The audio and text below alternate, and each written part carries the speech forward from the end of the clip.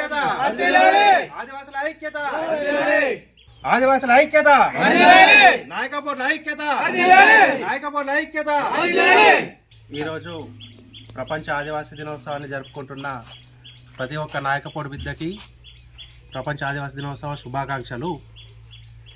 ఇట్టి కార్యక్రమాన్ని మేము మా డొంకేశ్వర్ మండలంలో ఊరూరా ప్రతి ఊరూరా జెండా ఎగరేసి పండగలా జరుపుకుంటున్నాము. ఇట్టి వాతావరణంతో ఒక పండగ వాతావరణం నెలకొంటుంది.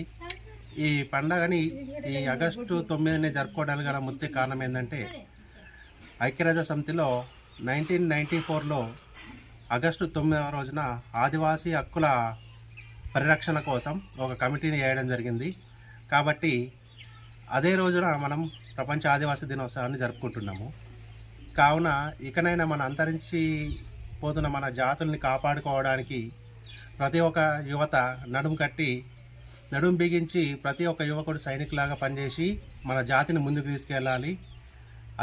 అలాగే మన జాతిని ముందుకు తీసుకెళ్ళడంగా మనం కూడా ముందుకు వెళ్తాము. ప్రతి ఒక్క ఆదివాసీ బిడ్డ ఎదగాలని కోరుకుంటూ ప్రపంచ ఆదివాసీ దినోత్సవ శుభాకాంక్షలు.